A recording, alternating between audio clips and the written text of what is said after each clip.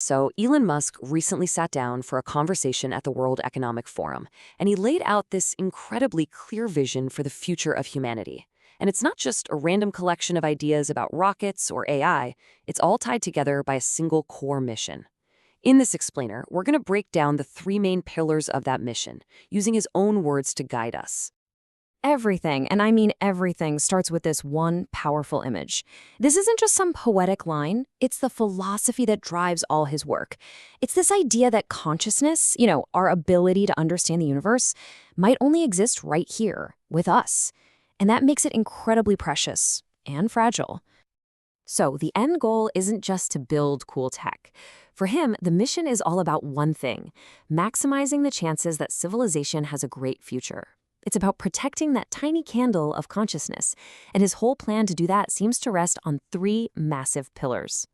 All right, pillar number one is probably the one he's most famous for: expanding life beyond our home planet. This is the whole point of SpaceX, but it's the why behind it that's so important here. The easiest way to think about this is like the ultimate insurance policy for humanity. I mean, if something truly catastrophic were to happen here on Earth, and it could be anything, making us a multi-planetary species ensures that the candle of consciousness doesn't just get snuffed out. It's about building a backup.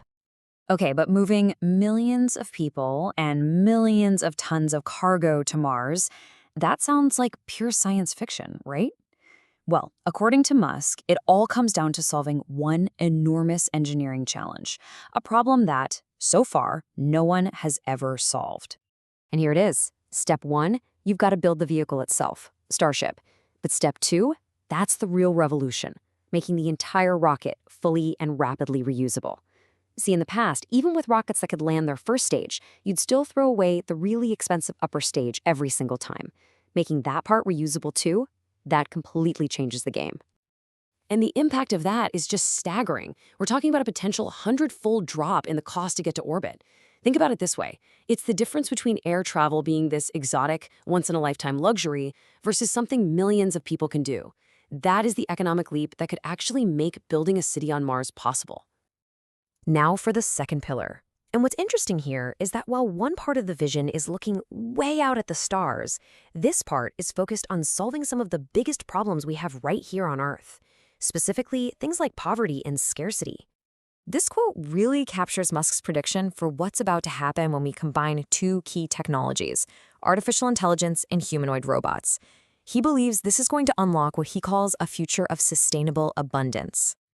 So, here's the endgame he describes: a world with literally billions of humanoid robots, all powered by cheap, super smart AI that can do pretty much any job.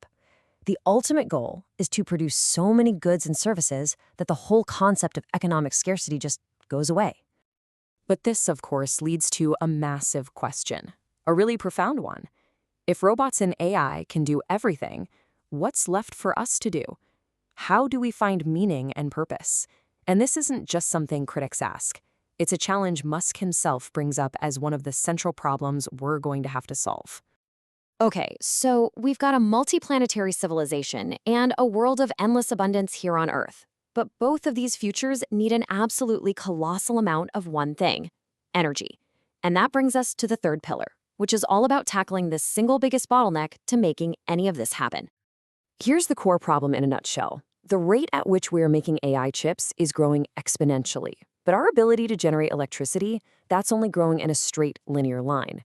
This huge gap makes electricity the number one thing holding back AI on a global scale.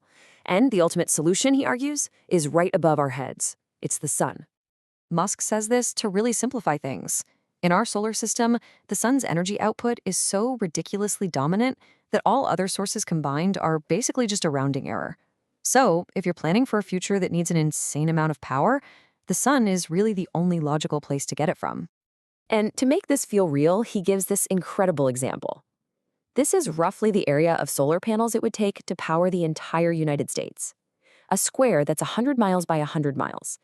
You could just tuck that away in a small, unused corner of Nevada or Utah. It makes a problem that seems impossible feel surprisingly doable.